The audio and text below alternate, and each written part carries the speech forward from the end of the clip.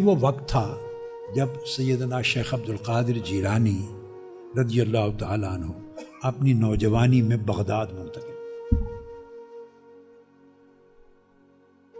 یعنی بڑا پرسکون ماحول نہیں تھا جس میں انسان سکون سے رہے اور سکون کے ساتھ اپنی زندگی گزارے، یہ ماحول نہیں تھا۔ اب آپ کی زندگی شروع کہاں سے ہوتی؟ جب آپ تشریف لے آئے بغداد تو اس وقت ایک مدرسہ تھا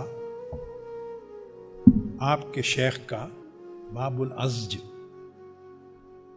وہ شیخ ابو سعید المخرمی آپ کے شیخ ہیں، اساتذہ میں سے، ان کا مدرسہ تھا۔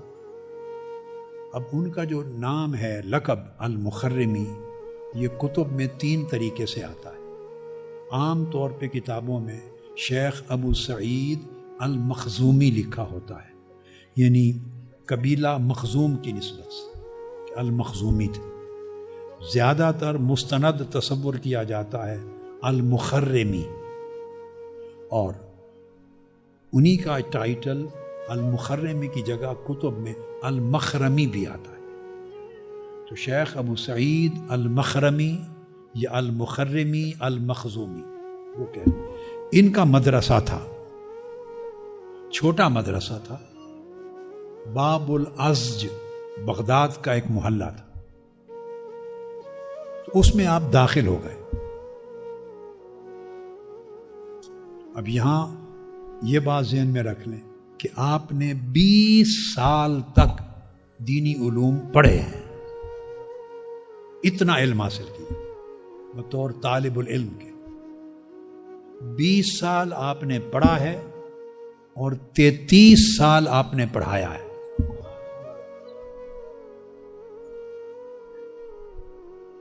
اب یہ 2 جملے اکٹھے جوڑ دیے تاکہ بھولیں گے نہیں، اس سے آپ کو ان کی شخصیت کا اندازہ ہوگا۔ ہم بر صغیر پاک و ہند کے لوگ خاص طور پہ، اور سنی العقیدہ لوگ، اولیاء صوفیاء کو ماننے والے، 11ویں شریف کرنے والے، میلاد شریف کرنے والے، ہمارے ہاں ان تمام طبقات میں بہت سے تصورات پس پردہ چلے گئے ہوئے ہیں۔ ہم انہیں نہ ڈھونڈتے ہیں، نہ جاننے کی کوشش کرتے ہیں، نہ خواہش رہی ہے، نہ ان تصورات کو سمجھنا چاہتے ہیں، اور اس کی جگہ پورا تصور مراسم رسوم کے اوپر قائم ہو گیا۔ اور اولیاء کرام کی جو شناخت اور پہچان ہے وہ بھی رسوم کے ساتھ، کرامات کے ساتھ۔ ہماری پہچان اولیاء کی کرامت کے ساتھ ہے، ان کی استقامت کے ساتھ نہیں ہے۔ ہم اولیاء کو کرامت کے ذریعے جانتے ہیں، میرے جملے پہ توجہ کریں اور غور سے سمجھیں۔ ہم ان کا قد، اولیاء اللہ کا قد کرامت سے ناپنا چاہتے ہیں، جو کہ اولیاء کی تعلیمات کے خلاف ہے۔ اولیاء اور صوفیاء کی تعلیمات میں یہ چیز نہیں ہے کہ کسی ولی اللہ کی ولایت کا قد یعنی مقام و مرتبہ کرامت سے ناپا جائے، یہ معیار ہم نے گڑھا ہے، صوفیاء اور اولیاء کا نہیں ہے۔ ان کے ہاں ان کا قد یا ان کا مرتبہ کرامت سے نہیں، استقامت سے ناپا جاتا ہے۔ ان کی استقامت کتنی تھی؟ اور ہمیشہ کہا جاتا ہے الاستقامت فوق الکرامہ، استقامت کرامت سے بہت اونچی چیز ہے۔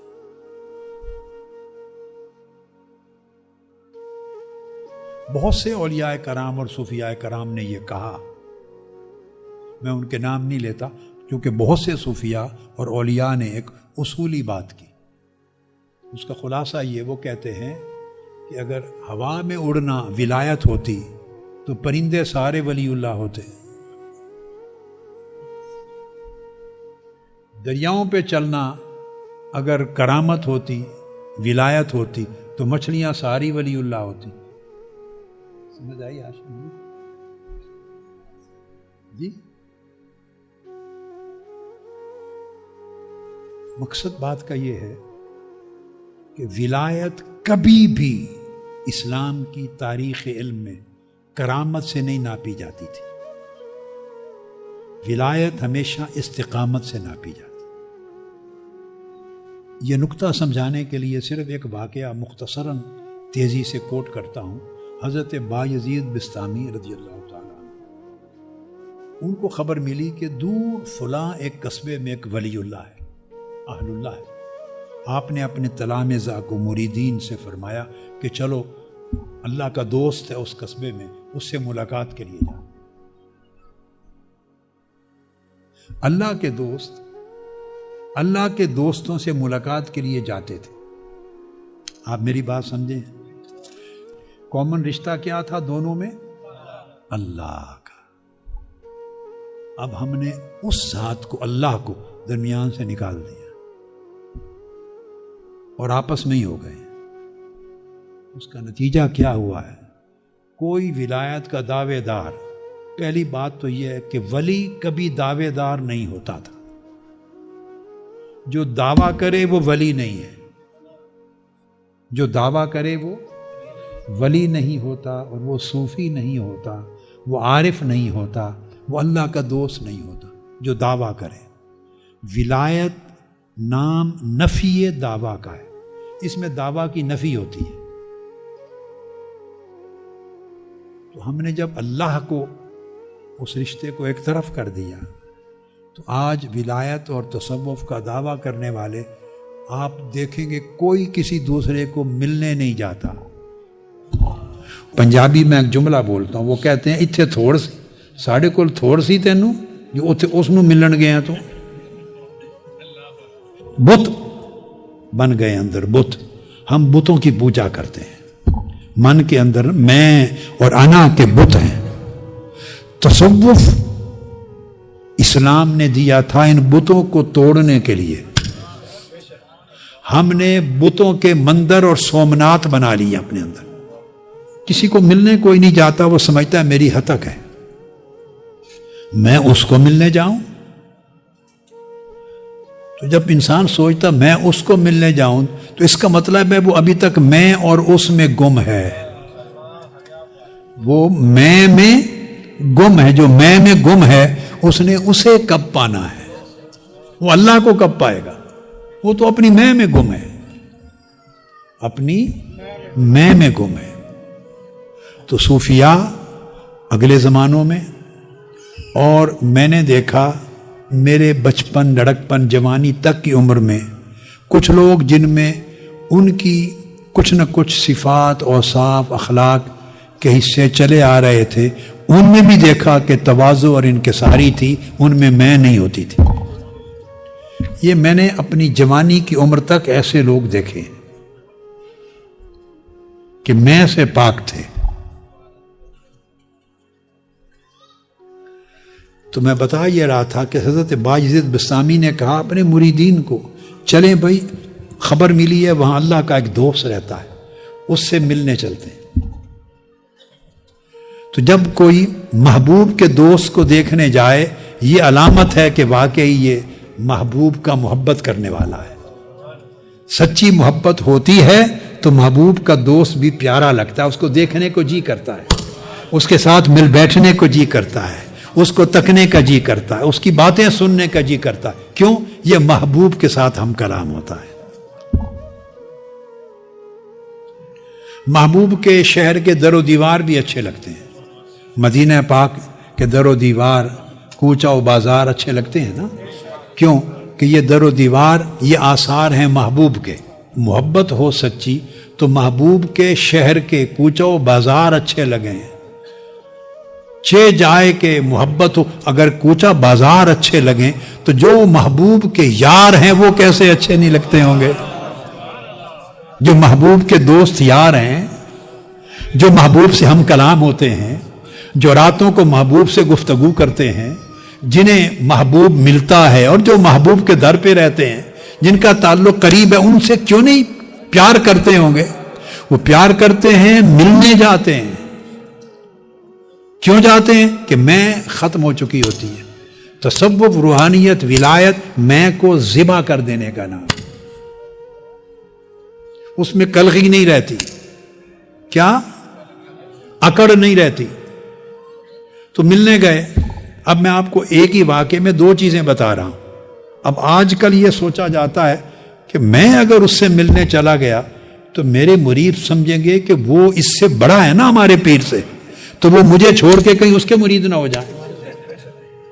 اس کو اگر میں ملنے چلا جاؤں تو میرے مرید سمجھیں گے کہ وہ اس ہمارے پیر سے بڑا پیر ہے، تو کہیں مجھے چھوڑ کے اس کے پیچھے نہ چلے جائیں. اس لیے وہ ملنے نہیں جاتا. پیر کا جو تصور ہم نے بنا لیا ہے وہ پیر نہیں رہا. وہ تصور وہ پنجابی میں پیڑ بن گیا ہے. پیڑ کہتے ہیں درد کو. اس کو کھٹکا رہتا ہے، میں گیا تو میرے مرید کیا کہیں گے. اسی گرداب سے، بھنور سے نکالنے کا نام تصوف و روحانیت.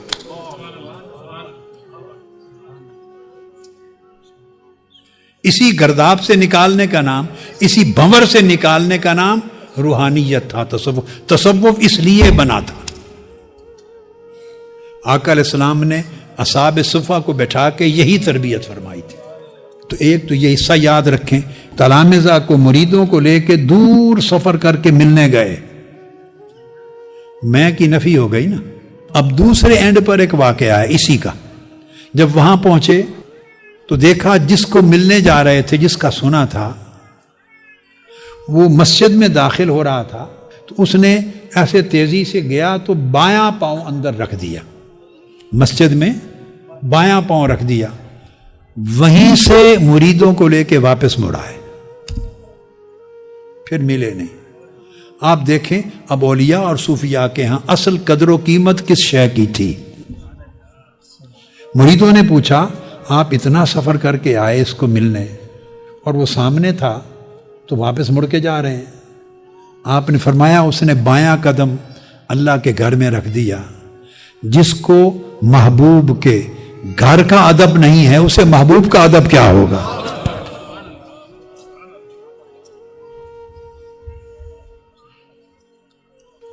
تو تصوف نام ہے آداب سیکھنے کا. تو جسے محبوب کے گھر کے آداب نہیں آتے وہ محبوب حقیقی کے آداب کیا جانتا ہوگا. اس لیے یہ سنا تھا درست نہیں تھا، واپس چلے. بس یہ میں نے ضمناً ایک بات سمجھا دی. تصوف، روحانیت اور ولایت کو اکٹھا کریں تو کنسیپٹ کلیئر ہو. تو آپ مدرسہ میں داخل ہو گئے اور پھر جب حضرت شیخ ابو سعید المخرمی یا ابو سعید المخزومی کا انتقال ہو گیا تو انہوں نے وہ مدرسہ آپ کو دے دیا.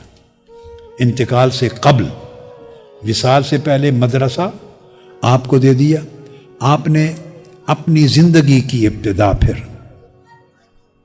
میں نے بتایا کہ 20 سال پڑھنے پہ گزارے تھے اور جب 20 سال پڑھے تو انہی 20 سالوں میں ریاضات اور مجاہدات بھی کیے. عشاء کے وضو سے نماز فجر کا پڑھنا، ساری رات اللہ کے لیے جاگنا، دین کے لیے جاگنا، پڑھنے کے لیے جاگنا، پڑھانے کے لیے جاگنا، اللہ اللہ کرنے کے لیے جاگنا. صرف ایک کام کے لیے نہیں، اللہ اور اس کے دین کے لیے جاگنا.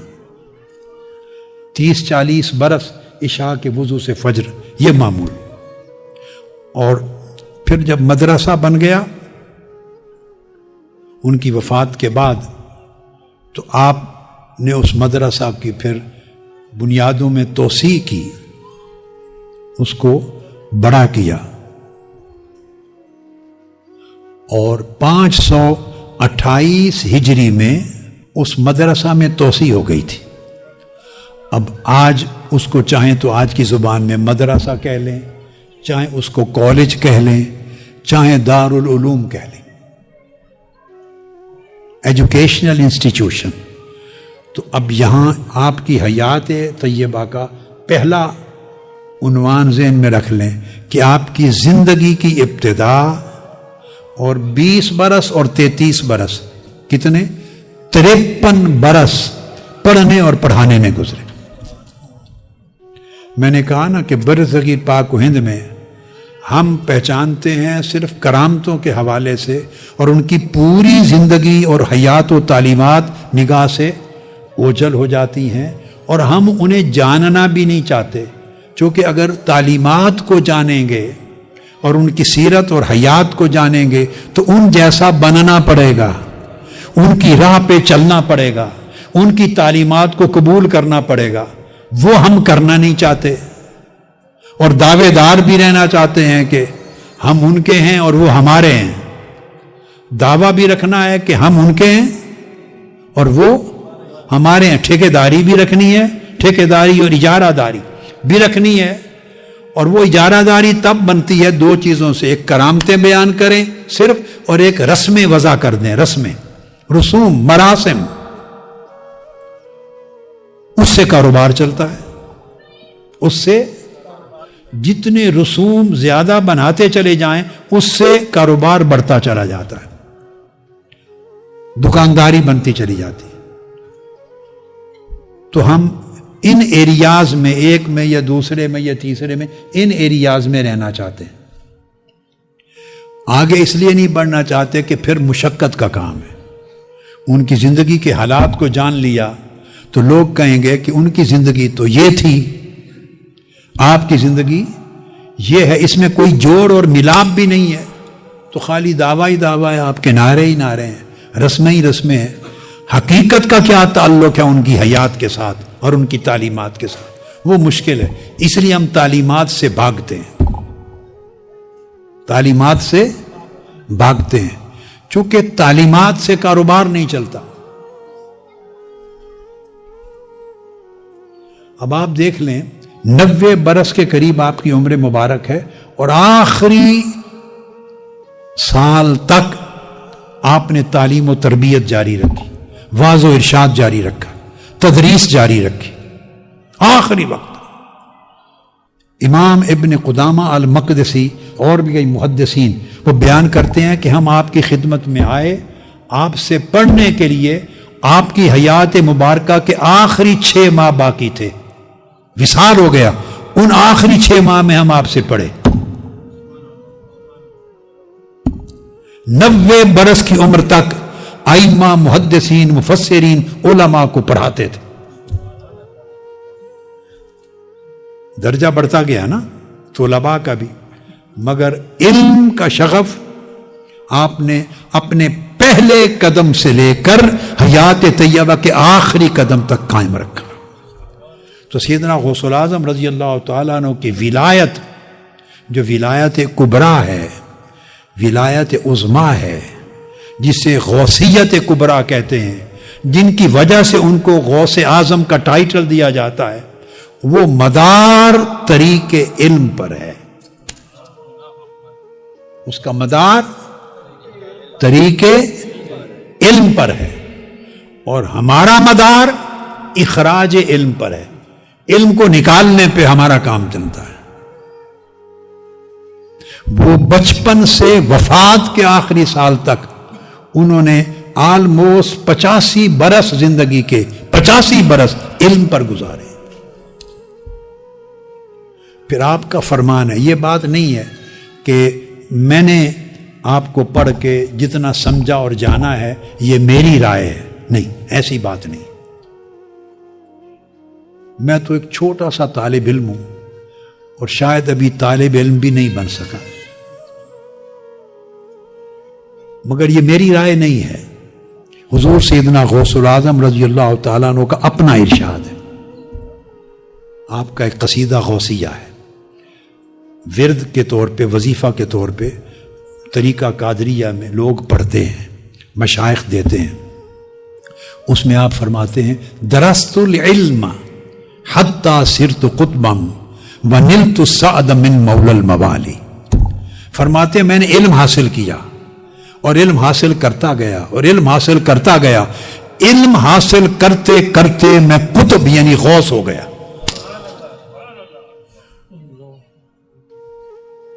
قطبیت کا مقام غوثیت کا ہوتا ہے۔ فرمایا علم حاصل کرتے کرتے طریقے علم سے یعنی علم کے راستے سے میں مرتبہ غوث تک جا پہنچا، غوثیت کے مرتبے تک، اور اللہ کے جو مواہب اور عطائیں اور اس کی بارگاہ سے جو کچھ ملا اسی طریق سے ملا۔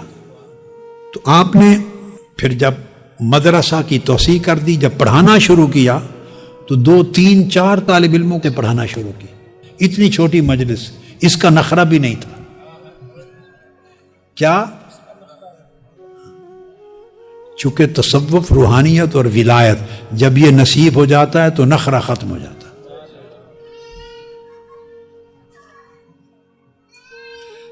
2 2 3 3 4 4 طلباء کو پڑھایا چھوٹی مجلس میں، اور پڑھاتے پڑھاتے واعظ و ارشاد کی مسند پہ فائز ہوئے۔ تو پھر ایک وقت وہ آیا کہ جب آپ واعظ فرماتے تو آپ کی مجلس میں 70,000 لوگ ہوتے تھے۔ 2 3 4 سامعین سے شروع کیا اور 70,000 سامعین تک آپ کا حلقہ درس پہنچا۔ آپ اندازہ کر لیں بغداد شریف کی ارد گرد کی گلیاں بھر جاتی ہوں گی، اور آپ کی کرامات میں سے یہ کرامت تھی، چونکہ لاؤڈ سپیکر تو تھا نہیں، لہذا جس طرح آواز پہلی صف میں بیٹھا آدمی سنتا تھا اسی طرح کی آواز آخری صف کا آدمی سنتا تھا۔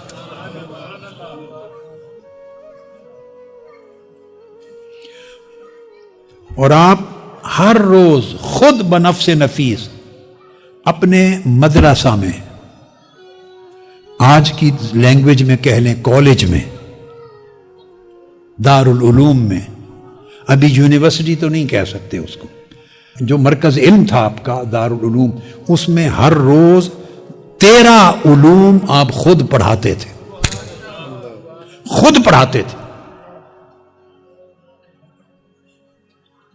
اتنے بڑے ٹیچر تھے، اتنے بڑے پروفیسر تھے، اتنے بڑے استاذ اور معلم تھے۔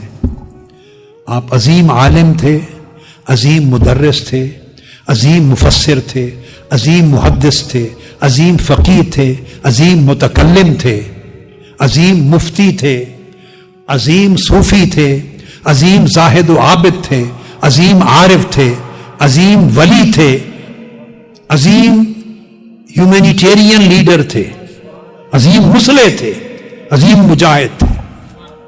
آپ کی شخصیت ہماگیر شخصیت تھی۔ ہم نے صرف ایک رخ صرف سامنے رکھا ہوا ہے، باقی سارے رخ ہماری نگاہوں سے وہ چلے۔ 13 علوم اپنے طلباء یعنی علماء کو اور طلباء کو خود پڑھاتے تھے، اور باقی جیسے جیسے مدرسہ یا کالج بڑھتا چلا گیا تو پھر اور اساتذہ آپ ہی کے تلامذہ پڑھ کے مسند معلمیت پر فائز ہوتے گئے، تو پھر اور اساتذہ آتے گئے، طلباء پڑھتے گئے، اساتذہ بڑھتے گئے۔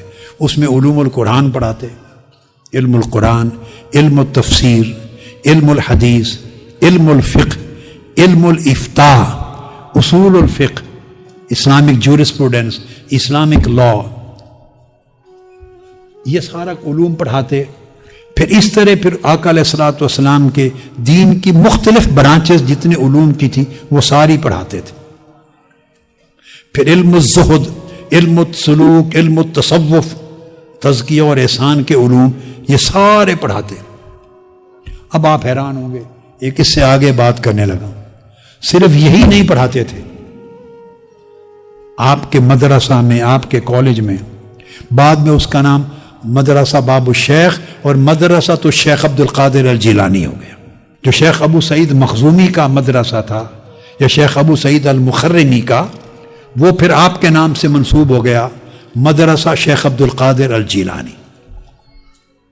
بعد میں آپ نے اس مدرسہ کے ساتھ توسیع کر کے ایک بڑی مسجد تعمیر کروائی، پھر ایک خانقاہ اور لنگر خانہ تعمیر کروایا، ہاسٹل بنوایا، خود ہاسٹل، رہائشی درسگاہ بنائی، تو مسجد تعمیر ہوئی۔ اس مسجد کے 7 بڑے بڑے گنبد تھے، بغداد شہر میں اس کو 7 گنبدوں والی مسجد کہا جاتا تھا۔ مسجد القباب السبع، 7 گنبدوں کی مسجد، جو معروف نام جامع شیخ عبد القادر الجیلانی، اور یہ وہ مدرسہ ہے اور مسجد جہاں اس وقت آپ کا مزار پاک ہے۔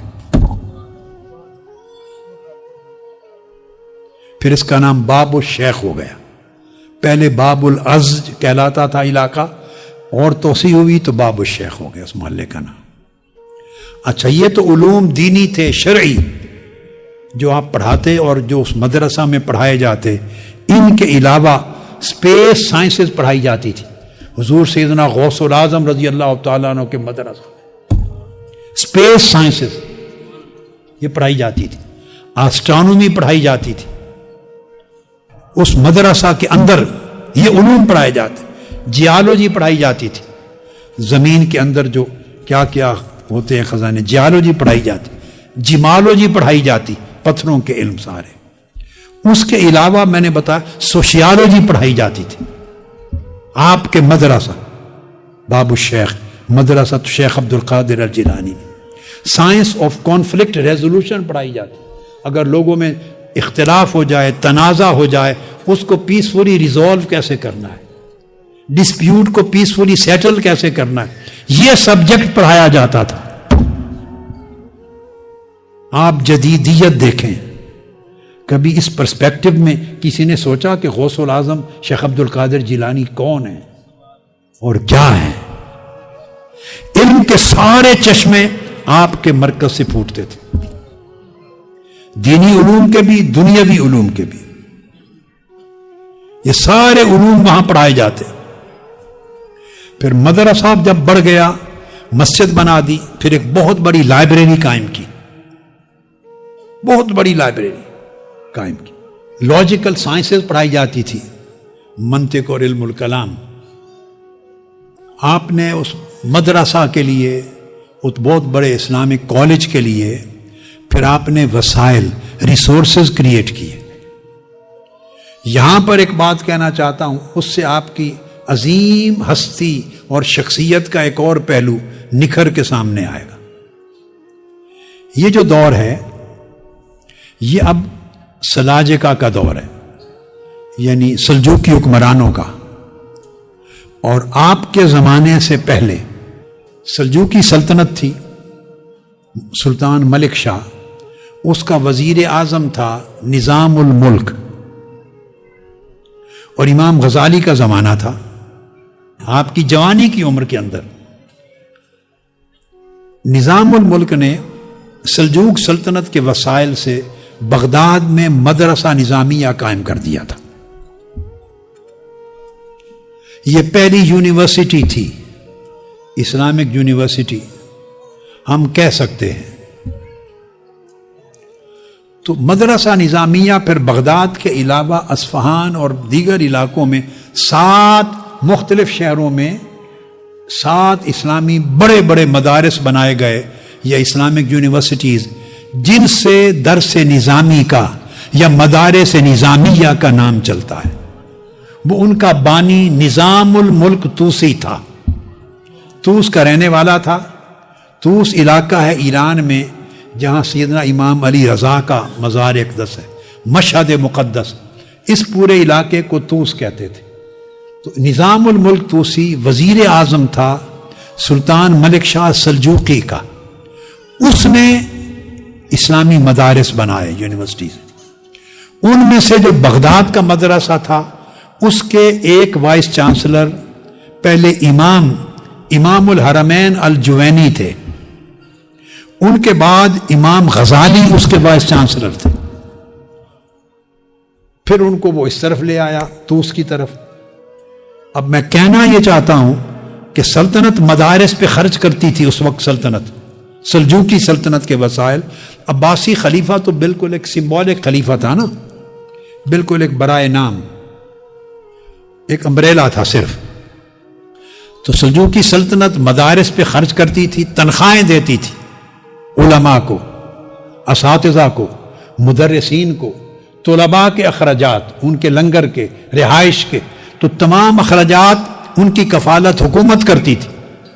اور بغداد میں مدارس تھے، مگر جو بات بتانا چاہتا ہوں، اسی شہر میں غوث العظم رضی اللہ تعالیٰ عنہ بھی تھے۔ آپ نے اس وقت کی سرکار کے کسی مدرسہ میں جاب نہیں کیا.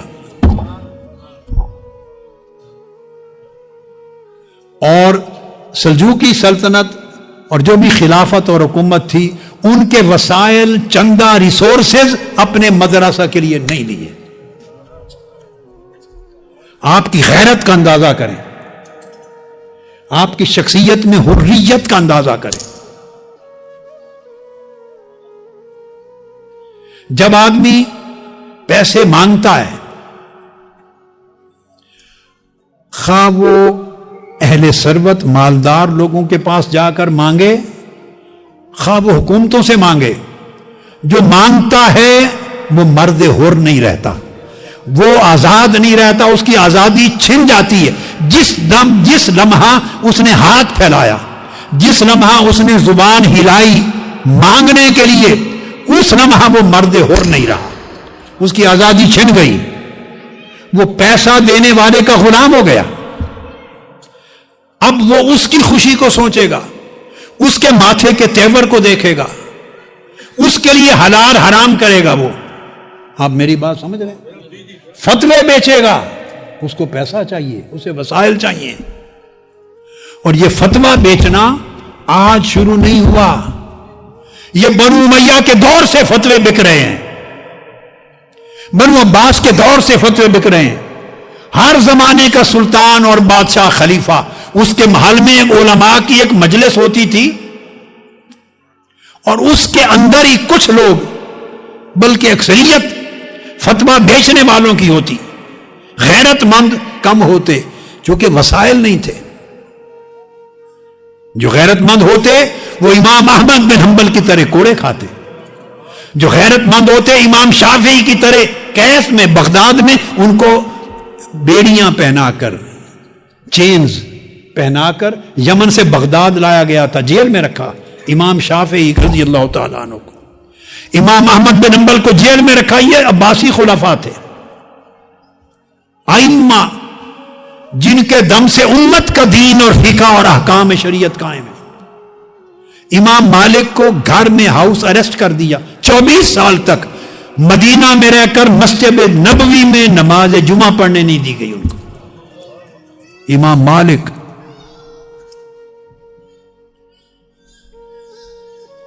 امام اعظم ابو حنیفہ کو جیل میں ڈال دیا گیا, یہ عباسی خلیفے تھے, اور جیل میں عمر بھر رکھا, حتیٰ کہ جنازہ امام اعظم ابو حنیفہ کا جیل سے نکلا. یہ 4 ائمہ, 4 فقہی مذاہب ہے نا, چاروں کے اماموں کا حال بتا دیا. حنفی, امام اعظم ابو حنیفہ کا جنازہ جیل سے اٹھا. کیوں اٹھا؟ اس لیے کہ حکمرانوں کے سامنے سر نہیں جھکایا, حکمرانوں کی بات نہیں مانی, اپنا علم نہیں بیچا, اپنی حریت اور آزادی نہیں بیچی. جب اللہ کو مان لیا تو جو اللہ کو سچے دل سے مانتا ہے اس کا سر اللہ کے سوا کسی بندے کے آگے نہیں جھکتا, اس کی غیرت نہیں بکتی. وہ مرد حر ہوتا ہے, وہ آزاد ہوتا ہے, اس کو ایسا ہونا چاہیے کہ دنیا ڈرے اس کے رعب سے. تو امام اعظم کا جنازہ جیل سے اٹھا. امام مالک 24 سال گھر میں محصور رہے, ہاؤس اریسٹ رہے مدینہ پر.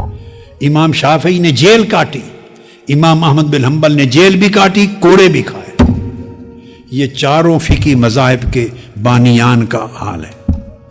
باقیوں کو تو پھر تذکرہ سبجیکٹ نہیں ہے, یہ میں نے اشارے دیے آپ کو. تو فتوے اس وقت بھی بکتے تھے جب یزید نے امام علی مقام علیہ السلام کو شہید کرنے کے لیے منصوبہ بنایا ہوگا, اریسٹ کرنے کا, اور مدینہ سے نکالا, تو اس وقت بھی فتوے بکے ہوں گے. ابن زیاد کے دربار میں بھی فتوے بکے ہیں, ہوں گے نہیں, بکے ہیں ایکچوئل. جب کوئی بڑا قدم سلطان اٹھاتا ہے, بادشاہ وقت, تو وہ اس زمانے روایت تھا جو کہ اسلام کا نام یوز کرنا ہے, دین کا نام, فتویٰ یوز کرنا ہے, تو فتوے بکتے تھے.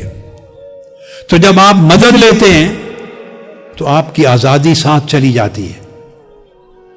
بیلنس کر کے چلنا بڑا مشکل ہو جاتا ہے, اور بعض امور میں پھر آپ بول نہیں سکتے, چپ رہتے ہیں, بالکل خاموش رہتے ہیں. لہذا حضور سیدنا غوث العظم رضی اللہ تعالیٰ عنہ قطب ربانی، غوث سمدانی، محبوب سبحانی، سیدنا شیخ عبد القادر الجیلانی، ان کی غیرت نفس، عزت نفس، آزادی، حریت اور مقام و مرتبہ اس اینگل سے دیکھیں کہ وسائل نہیں ہیں. سرکار اس وقت کی حکومت و سلطنت دینی علوم کے فروغ کے لیے خرچ کر رہی ہے، مدارس کھول رہی ہے، اساتذہ کو تنخواہیں دیتی ہے، طلباء کے خرچے دیتی ہے، مدارس میں فائنانشل ہیلپ کرتی ہے، مگر اسی شہر میں آپ مدرسہ بناتے ہیں مگر ایک پائی سرکار سے نہیں لیتے.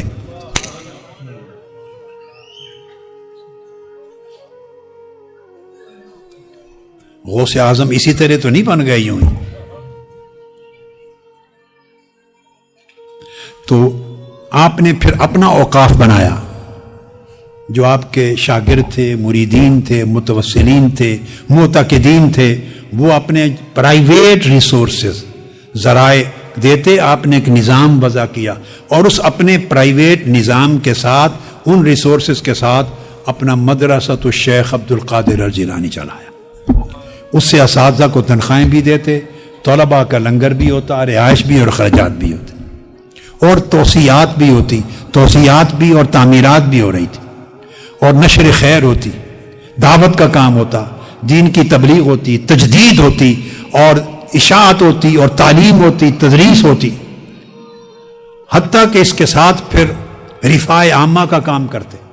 حضور سیدنا غوث الاعظم رضی اللہ تعالی ویلفیئر ایکٹیویٹیز بھی کرتے، ہیومینیٹیرین سروسز بغداد شہر میں آپ دیتے، غریبوں کے لیے دسترخوان لگواتے، ان کے لیے لنگر کھولتے، ان کی مالی ضروریات کی کفالت کرتے، گلی کوچے میں لوگوں کو مشکلات ہوتی وہاں مدد کے لیے اپنے طلباء کو بھیجتے، کہیں خود بھی تشریف لے جاتے، خلق خدا کی امداد کرتے. تو شخصیت انقلابی تھی، مزاج مجاہدانہ تھا، فکر میں تحرک تھا، فعال تھے. 33 برس آپ نے پڑھایا اور علماء پیدا کیے، اور یہ پڑھانے کا عمل 91 برس کی عمر تک آپ نے جاری رکھا. ہجری سن میں 91 ہو جاتا ہے اور عیسوی سن میں 90 برس، 90 یا 99 برس آپ نے عمر مبارک پائی. آپ نے ریاضات و مجاہدات بھی کیے، زندگی کا مدار علم پر رکھا، زہد پر، ورع پر، تقوی پر، حریت پر مدار رکھا. اور جو افراد آپ نے پیدا کیے 5 قسموں کے، جن علماء کو پڑھایا، طلباء تیار کیے، جو گریجویٹ ہوئے آپ کے پاس سے، جو گریجویٹ ہوئے، 5 قسموں کے طبقات علماء کے پیدا کیے آپ نے. شخصیت اتنی ملٹی ڈائمینشنل تھی. رجال العلم پیدا کیے، یعنی مفسر پیدا کیے، محدث پیدا کیے، فقیہ پیدا کیے، متکلم پیدا کیے، علماء اسکالرز پیدا کیے، مفکر پیدا کیے. رجال العلم مختلف میدان میں جیسے جیسے جس کا ذوق تھا پھر وہ اسپیشلائز کرتا چلا جاتا ہے. تو آپ نے یہ بنیادیں دی. آپ نے رجال الدعوہ پیدا کی، دین کی دعوت لے کے اٹھنے والے، دین کی دعوت کو عام کرنے والے، امر بالمعروف اور نہی عن المنکر کو سوسائٹی میں، معاشرے میں پھیلانے والے لوگ پیدا کیے. وہ زمانہ چونکہ تنظیم سازی کا نہیں تھا، تنظیم سازی تو آج سے بھی 200 سال پہلے تک کلچر نہیں تھا آرگنائزیشنل ورک کرنے کا، انسٹیٹیوشنل تھا، آرگنائزیشنل نہیں تھا. تو ایسا نہیں کہ کوئی آرگنائزیشنز بنائی ہوں، مگر آپ اور آپ کے طلباء، آپ اور آپ کے مریدین، آپ اور آپ کے معتقدین ان کی ذمہ داریاں سونپ کے تنظیموں کی طرح کام کرتے، جیسے اجتماعی طور پہ. تو رجال الدعوہ پیدا کیے تاکہ امر بالمعروف اور نہی عن المنکر کا کام ہو. جہاں ظلم ہو رہا ہے، جہاں ناجائز ہے، جہاں ناانصافی ہے، وہاں کھڑے ہو جاتے، مظلوم کی مدد کے لیے کھڑے ہوتے، اللہ کے دین کے احکام پھیلاتے. تو رجال العلم پیدا کیے اور رجال الدعوہ، دعوت اور پریچنگ کے لوگ پیدا کیے. اور پھر تیسرا آپ نے رجال التزکیہ پیدا کیے. رجال التزکیہ سلوک، تصوف، روحانی معرفت، عبادت، زہد، ورع، تقوی، صدق، اخلاص، یہ پیوریفیکیشن جو سیلف پیوریفیکیشن ہے، یہ رکھنے والے لوگ پیدا کیے جن سے صوفیاء وجود میں آتے.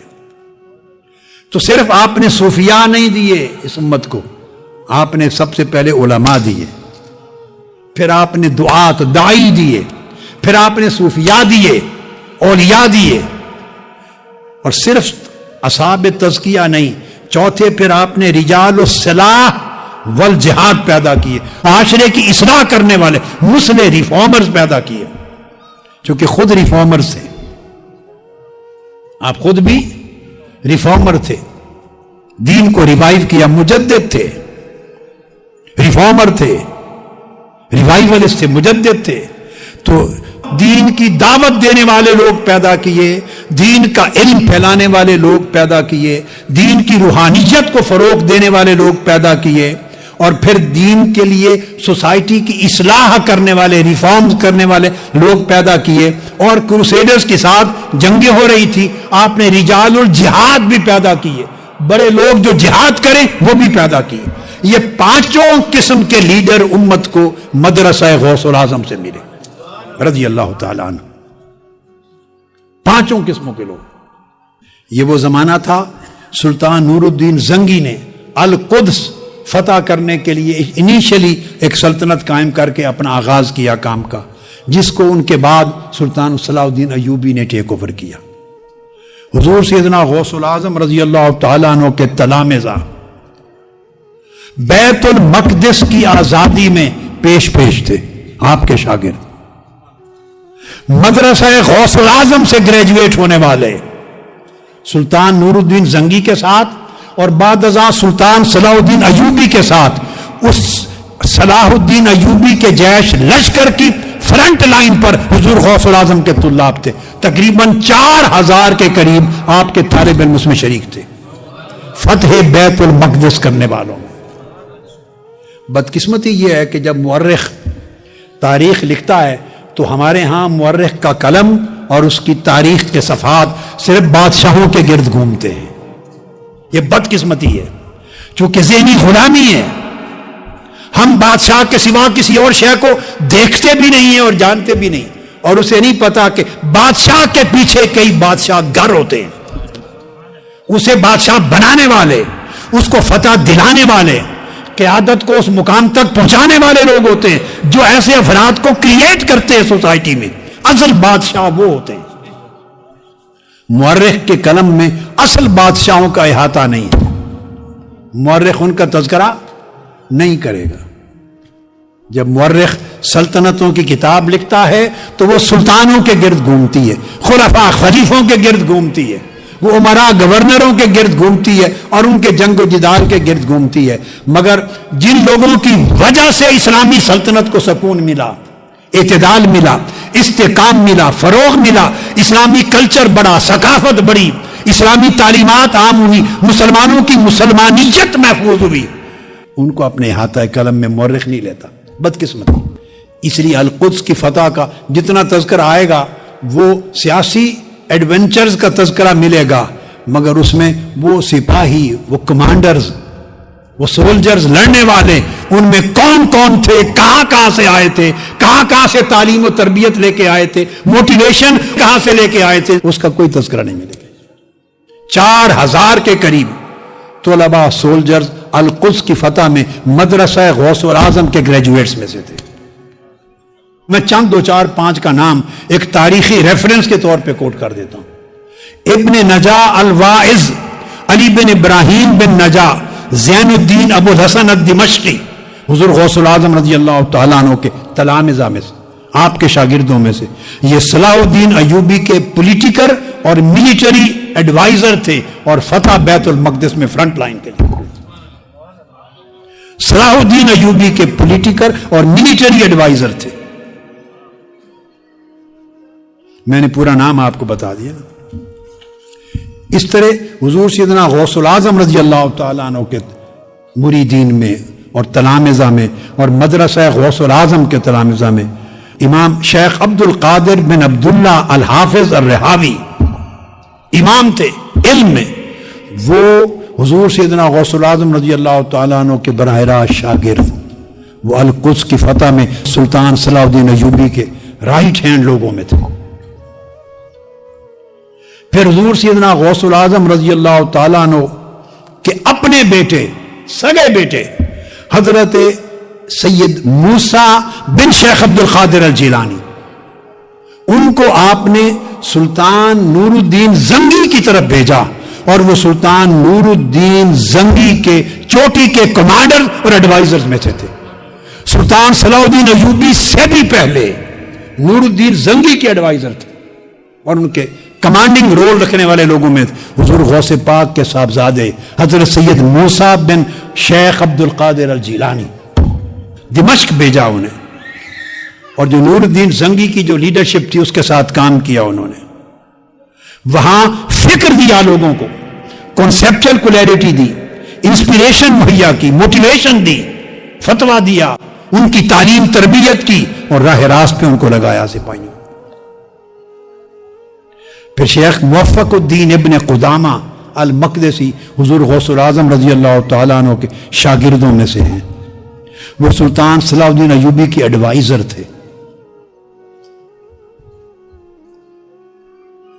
پھر اسی طرح ان کے کزن تھے امام عبد الغنی المقدسی، حضور غوث پاک کے شاگرد، وہ بھی صلاح الدین ایوبی کے ایڈوائزر۔ اس طرح امام اسعد بن المنجا بن برکات ابو المعالی التنوخی، حضور غوث پاک رضی اللہ تعالیٰ عنہ کے شاگرد، یہ بھی سلطان صلاح الدین ایوبی کے کمانڈرز میں سے اور ایڈوائزرز میں سے تھے۔ پھر امام حامد بن محمود بن حامد الحرانی، یہ سلطان نور الدین زنگی سے لے کر آگے سلطان صلاح الدین ایوبی تک، یعنی جتنے معرکے القدس کے فتح کے یروشلم کے ہوئے ہیں، یہ کمانڈنگ اور ایڈوائزری شپ کے رول کے لوگ تھے بڑے۔ آپ اپنے طلباء کو اس انداز کی تربیت دیتے، آپ کا فوکس جو تربیت پہ تھا وہ انڈیویجول تربیت بھی کرتے اور اجتماعی حلقات میں تربیت بھی کرتے، اور دیکھتے کہ ایک آدمی میں کیا کیا خلل ہے، کیا کیا نقص ہے، کیا کیا اس کی شخصیت، طبیعت اور مزاج میں خرابی ہے، اکارڈنگلی اس کو لائن پہ اصلاح کے لیے لگاتے۔ کس کس پہلو سے انحراف ہو سکتا ہے اس پر فوکس کرتے، اور مین فوکس تھا لوگوں کے دلوں سے حب دنیا کو، لوگ دنیا کے پجاری نہ بنے، اس کے خلاف آپ کا ہمیشہ باز ہوتا۔ دولت اور دنیا کی پوجا نہ کرو، دولت اور دنیا اور حرص کے بتوں کو توڑ دو، بے نیاز ہو جاؤ۔ آپ نے ہمیشہ بے نیازی، اللہ پہ توکل، تقویٰ، حریت کی دعوت دی اور تربیت دی۔ اور سب سے بڑا اس وقت، جیسا کہ میں نے کہا، ایک کلچر چلا آ رہا تھا، سلاطین وقت کی طرف لوگ دوڑتے تھے، علماء ان سے امداد لیتے تھے اور ان کے سامنے جھکتے تھے۔ بڑی عجیب عجیب رسوم تھیں، ان کے خلاف سیدنا غوث العظم رضی اللہ تعالیٰ عنہ نے جہاد کیا، اور اہل علم کو کہا کہ علم اور دین کی ایک اپنی عزت ہے، وہ دولت اور سلطنت کے آگے مت بیچو۔ کھڑا کیا اہل علم کو، وقار دیا، تمکنت دی، عزت دی، آزادی اور حریت دی، تاکہ وہ بولیں تو ان کی بات وزن رکھے، لوگوں پہ اثر ہو۔ پھر آپ نے انفرادی اور اجتماعی طور پر، جیسے آرفنیج ہوتا ہے، ہم آرفن کیئر ہومز بناتے ہیں، تو آپ نے یتیموں کے لیے اہتمام کیا، ان کی کفالت کا، مساکین کا اہتمام کیا، غریبوں کے لیے اہتمام کیا، تو ہیومینٹی سروسز اور ویلفیئر کی سروسز آپ نے پیدا کی۔ پھر تصنیف و تعریف کی، مصنف بھی تھے، مفسر بھی تھے، محدث بھی تھے، فقیہ بھی تھے، مصنف بھی تھے، رائٹر تھے، کتابیں لکھی۔ اور آپ نے جو جنریشنز پیدا کی، خریجین کی، اپنے گریجویٹس کی، ایک نئی علمی نسل دی اس وقت زمانے کو، عملی نسل دی، اصلاحی نسل دی، متحرک اور جہاد کا فکر رکھنے والی نسل دی، اور بڑی غیرت مند شعور رکھنے والی نسل دی علماء کو۔ اور آپ نے اس طرح اس زمانے میں تجدید اور احیاء کیا اسلام کا۔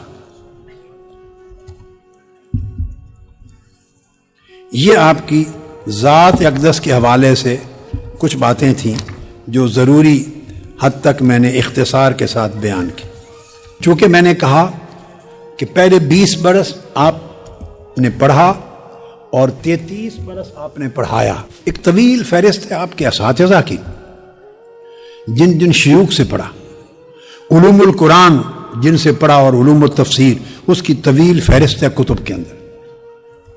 یعنی آپ حیران ہوں گے کہ جتنے اساتذہ ہیں ہمارے ہاں اسماء و رجال کی اور تراجم کی بڑی مستند کتب ہیں. امام ذہبی کی سیر و اعلام النبلاء اور امام ابن نصیر کی الکامل فی التاریخ اور علامہ ذہبی کی تاریخ الاسلام اور شذرات الذہب الوافی بالوفیات. اس طرح کی بڑی بڑی اور کتاب الذیل علی طبقات الحنابلہ اور طبقات الحنابلہ امام ابن رجب الحنبلی کی بڑے بڑے ائمہ کی کتب ہیں. حضور سیدنا غوث العظم رضی اللہ تعالیٰ عنہ کا ذکر طویل ابواب پر مشتمل ہر کتاب میں ہر محدث نے کیا ہے. یعنی آپ کا نام اور آپ کا کام اور مرتبہ اتنا مستند تھا کہ کوئی محدث اور اسماء و رجال اور تراجم رجال کا امام آپ کے نام کو مس نہیں کر سکا. اور آپ کے تمام اساتذہ کے اسماء بھی اس طرح علم الحدیث کی کتب میں آتے ہیں. اب وہ تفسیر کے شیوخ الگ ہیں, علوم قرآن کے اساتذہ الگ ہیں, حدیث کے بہت سارے درجنوں کی تعداد میں اساتذہ اور شیوخ ہیں جن سے آپ نے علوم الحدیث پڑھے, اور درجنوں کی تعداد میں جن سے آپ نے فقہ پڑھی. حنبلی فتویٰ آپ فقہ شافعی اور حنبلی کا جمع کر کے دیتے تھے. عربی ادب کے لیے شیوخ ہیں, زہد اور تصوف کے شیوخ ہیں. بہت سارے اساتذہ سے آپ نے زندگی میں پڑھا اور پھر عمر بھر پڑھایا. یہ آپ کی ذات کے چند ضروری گوشے ہو گئے. مگر اب اس دوسرے اور آخری حصے میں بڑا اہم آپ کی تعلیمات میں فوکس کرنا چاہتا ہوں کہ آپ کے نزدیک طریقت, سلوک اور تصوف کیا ہے. حضور سیدنا غوث العظم رضی اللہ تعالیٰ عنہ کی جمیع کتب میں آپ کی کتابیں دو طرح کی ہیں. ایک وہ جو آپ نے خود قلم سے تصنیف فرمائی جیسے غنیت و طالبین اور چند دیگر کتب ہیں.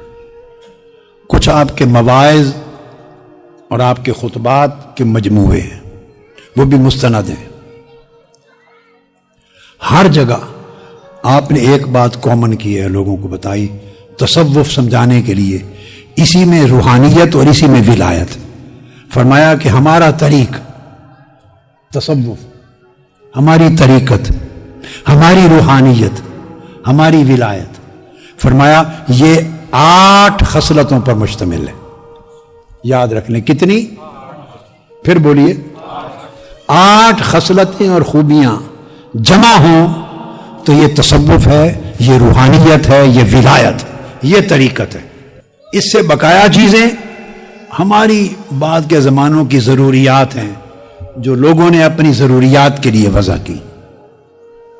آپ کی اساسی تعلیمات فرماتے ہیں کہ تصوف مبنی ہے 8 خصلتوں پر.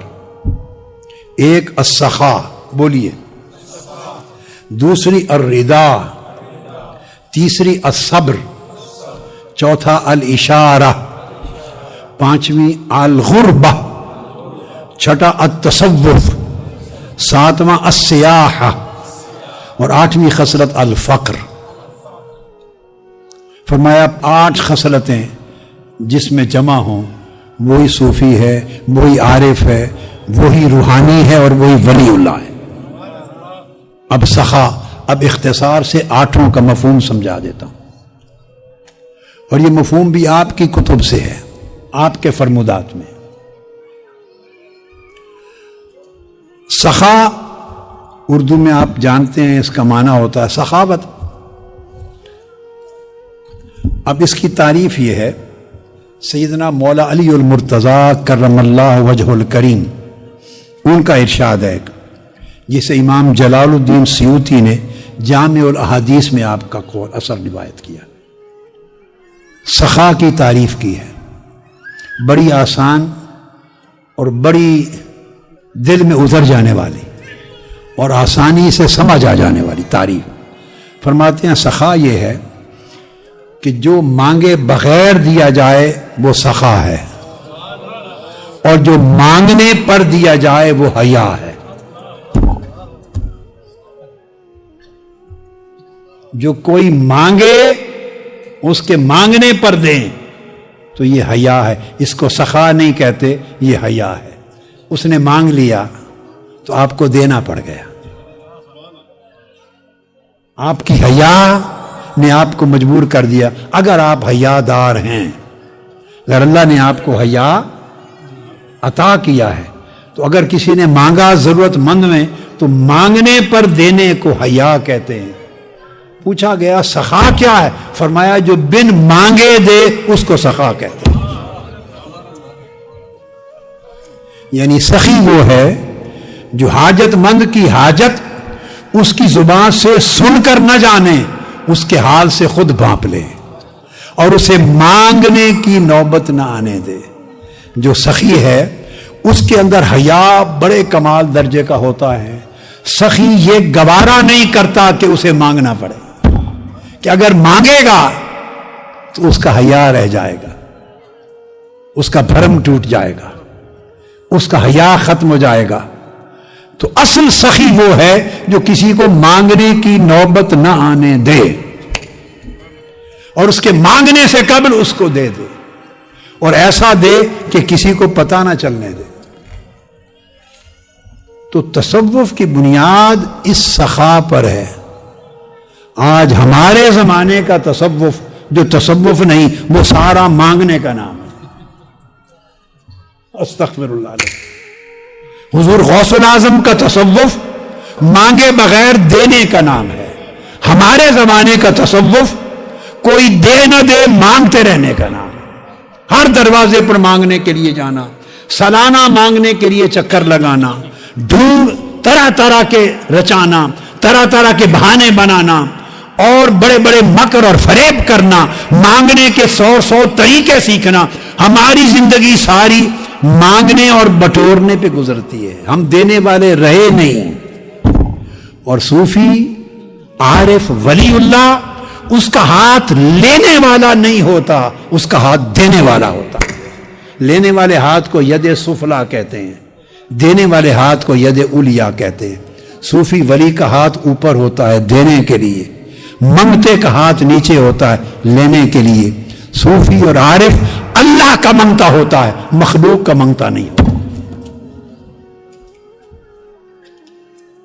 اور آثار میں سے ہے عبداللہ ابن عباس رضی اللہ تعالیٰ عنہ کا ایک قول مروی ہے، آپ نے فرمایا کہ سخا یہ جنت میں ایک درخت کا نام ہے۔ سخاوت، سخا کیا؟ جنت میں ایک درخت ہے، مگر ایسا درخت ہے کہ اس کی شاخیں اور ٹہنیاں اللہ پاک نے زمین تک پھیلا دی ہیں۔ سخا کا درخت جنت کا درخت ہے، مگر ایسا کہ اس کی ٹہنیاں، شاخیں، برانچز زمین تک نیچے پھیلا دی ہیں۔ تو جو شخص سخا کی کسی ایک ٹہنی کو پکڑ لے وہ کھینچ کے اسے جنت میں لے جاتی ہے۔ یعنی سخاوت بندے کو جنت میں لے جاتی ہے۔ اور بخل، کنجوسی، یہ دوزخ کا ایک درخت ہے۔ بخل دوزخ کا ایک درخت، اس کی شاخیں بھی اللہ نے زمین تک پھیلا دی ہیں۔ تو جو بخل کی درخت کی کوئی شاخ پکڑ لے وہ کھینچ کے دوزخ میں لے جاتی ہے بندے کو۔ بخیلی، کنجوسی بندے کو دوزخ میں پھینکتی ہے، سخاوت بندے کو جنت لے جاتی ہے۔ صوفیاء سخی ہوتے ہیں، بخیل نہیں ہوتے ہیں۔ تصوف سخاوت کا نام ہے، بخل کا نام نہیں ہے۔ آقا علیہ السلام نے فرمایا، حدیث پاک ہے طبرانی میں، فرمایا کہ تمہارا دین 2 خصلتوں کے بغیر کبھی سنور نہیں سکتا۔ اے دین دارو، تمہاری دین کی زندگی 2 خوبیوں اور خصلتوں کے بغیر سنور نہیں سکتی، ایک سخا اور ایک حسن الخلق۔ ایک تمہارے اندر لازم ہے کہ سخاوت ہو، تمہارا دروازہ ہر ایک کے لیے کھلے رہے، اور تم دینے والے بنے رہو، لینے والے نہ بنو۔ اور ایک حسن خلق، جس سے برتاؤ کرو شفقت اور محبت اور نرمی تواضع کا برتاؤ کرو۔ اس لیے حضور سیدنا غوث العظم رضی اللہ تعالی عنہ کا دروازہ ہر وقت یتامہ کے لیے، مساکین کے لیے، غریبوں کے لیے کھلا رہتا، اور آپ کی سب سے بڑی عبادت تھی لوگوں کو کھانا کھلانا۔ یہ عبادت تھی آپ کی، لوگوں کو کھانا کھلانا، محتاجوں کی حاجت روائی کرنا، ہمہ وقت دسترخوان بچھانا۔ لوگ غریب بھوکے آپ کے دسترخوان پہ جمع رہتے اور فقراء کے ساتھ بیٹھ کر آپ کھانا کھاتے، غریبوں کے ساتھ کھانا کھاتے۔ رات دن آپ کا دروازہ غریبوں، محتاجوں، سائلوں کے لیے کھلا رہتا تھا۔ اور کوئی درہم و دینار گھر میں ہوتا تو رات بستر پہ نہ جاتے، بستر پہ جانے سے پہلے اسے خرچ کر دیتے۔ یہ سخاوت تھی۔ اس کی 5 قسمیں ہیں، یہ بڑی امپورٹنٹ ہے، یہ بنیاد ہے پورے تصوف کی، روحانیت اور ولایت کی۔ سخاوت 5 طرح سے ہوتی ہے، بولیے۔ پہلی سخاوت زبان کی سخاوت۔ صوفی وہ ہوتا ہے جس کی زبان سخی ہوتی ہے، بولیے، جس کی زبان سخی ہوتی ہے۔ زبان کی سخاوت کیا ہے؟ وہ دوسرے کی اچھائی بیان کرنے میں کنجوس نہیں ہوتا۔ ہم دوسرے کی اچھائی بیان کرنا پڑ جائے تو مر جاتے ہیں۔ ذکر بڑے کرتے ہیں، تسبیحاں بڑی رولتے ہیں، ختم بڑے کرتے ہیں، مزارات پہ بہت جاتے ہیں، عرس کرتے ہیں، بیعتیں کرتے ہیں، طریقت کے نام لیتے ہیں، مگر کسی دوسرے کی اچھائی آپ کی مجلس میں کوئی کر دے، یعنی اس وقت پیروں کا کیا حال ہے؟ آپ کسی پیر کی مجلس میں کسی دوسرے پیر کی اچھائی، بھلائی، نیکی بیان کر دیں، آپ کا سر قلم کر دیں۔ برداشت نہیں ہے کسی دوسرے کی اچھائی۔ یعنی زبان، ہر ایک دوسرے کی اچھائی، اس میں سخی ہونا، یہ تصوف اور روحانیت کی اساس ہے۔ اور جس سے بات کریں یہ سخاوت ہے زبان کی، دل جوئی کی بات کریں، جس سے بلائیں محبت اور شفقت کے ساتھ بلائیں، ٹوٹے ہوئے دل آپ کے لفظوں سے جڑیں۔ ہم بولتے ہیں تو جڑے ہوئے دل ٹوٹتے ہیں، ٹوٹے ہوئے دل جڑیں۔ مایوس دلوں کو آس امید پیدا ہو آپ کی زبان سے، پیار کی بات کریں، شفقت کی بات کریں، سخاوت کی بات کریں، بھلائی کی بات کریں، تعریف کی بات کریں، حوصلہ افزائی کی بات کریں، لوگوں کو ہوپ دلائیں۔ یہ ہے زبان کی سخاوت۔ صوفی زبان کا سخی ہوتا ہے، دوسرے کی بھلائی بیان کرنے اور حوصلہ افزائی کرنے میں وہ کبھی کنجوس نہیں ہوتا۔ کیوں؟ یاد رکھ لیں کہ اس کو تھریٹ نہیں ہوتا، کوئی اسے تھریٹ نہیں ہوتا، وہ کسی سے مرعوب نہیں ہوتا، اسے کوئی کمپلیکس نہیں ہوتا۔ جو ابھی دنیا کے کمپلیکس میں مبتلا ہے اس نے آزاد ہو کر مولا سے کب ملنا ہے؟ اللہ سے اس کی نکاح اور ملاقات کب ہونی ہے؟ وہ تو ان جھنجھٹوں سے جان چھوٹے گی تو اللہ کی راہ کا مسافر بنے گا، مسافر ہوگا تو پھر جا کے واصل ہوگا، اس سے ملے گا۔ ہم تو اس گورکھ دھندے سے آزاد نہیں ہیں۔ تمہارا تصوف ایسا دھوکہ دہی بن گیا، دھوکہ دہی ہے، رسم رواج ہے، کھانے پینے کا کام ہے، بس اور کچھ نہیں۔ اللہ معاف کر دے۔ تو ایک تو زبان کی سخاوت، اب دوسری دل کی سخاوت، سخاء القلب۔ پھر صوفی کا دل سخی ہوتا ہے۔ اب آپ سوچیں کہ دل کی سخاوت کیا ہے؟ سارا کچھ تو زبان کی سخاوت میں آ گیا، بولیے، سارا کچھ زبان کی سخاوت میں آ گیا، تو دل کی سخاوت کیا ہے؟ تو تصوف فرماتے ہیں دل کی سخاوت یہ ہے کہ جو صوفی ہے، صاحب تصوف ہے، صفا رکھنے والا، اس کے دل میں کسی کے لیے بغض نہیں رہتا،